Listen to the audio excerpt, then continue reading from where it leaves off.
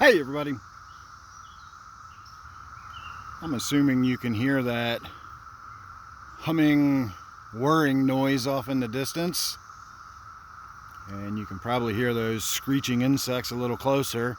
That's all one and the same. They are the brood 10, 17-year cicadas. For those of you that are not familiar with them, they are a type of insect. We get cicadas that come out every year. There's some that come out every 3 years. There's several different species of cicadas, a fairly common insect, but the brood 10 are 17-year cycled insects. They crawl around as grubs under the soil eating roots and stuff for 17 years, and then they all come out at once by the billions, and they've really just gotten started. We are actually in the northern reaches of Baltimore City right here, and I'm spraying one of my customers' properties with deer repellent. And as I came around to the front of the house and started looking at some of this astilbe, I started noticing all these little cicadas all over it. There's one or two trees out back that were completely covered in them.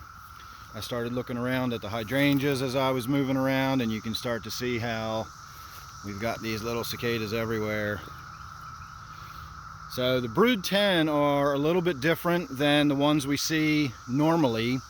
First of all, the ones we see annually come out at the end of summer. They're usually a late summer, kind of the harbinger of back to school days. When you hear the cicadas start going, it's the dog days of summer by the time they really come out. So these brood X come out much earlier.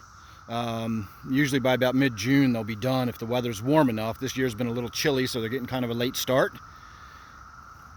But they also, the other thing about the brood X is that they come out en masse. They come out by the billions. It's predator satiation strategy. They come out in numbers so great that everything out there that eats these, and a lot of stuff out there eats these, will just be absolutely satiated. For fishing, for example, for the next couple of weeks, the topwater fishing is going to be absolutely fantastic, and then after that you won't be able to get the fish to bite on anything for love or money. They will be so full of food from eating these things that they just won't eat anymore, and the result is that a lot of them live to breed, and 17 years from now we'll get this whole cycle all over again. So you can see we're in an old neighborhood with lots of old growth trees, and that's a great area for the cicadas. They lay their eggs in the trees, the little larvae drop to the ground, they burrow in. You got plenty of open ground here, not a lot of coverage with concrete and buildings and parking lots and stuff that, you know, prevents them from coming up. And so this is the perfect sort of neighborhood for them to really make an impact. So another week or two and it's going to be deafening out here. This is just getting going, so we'll have to wait and see what it looks like. All right everybody, thanks for watching. Hope you enjoyed that, and I'll see you real soon in the next one.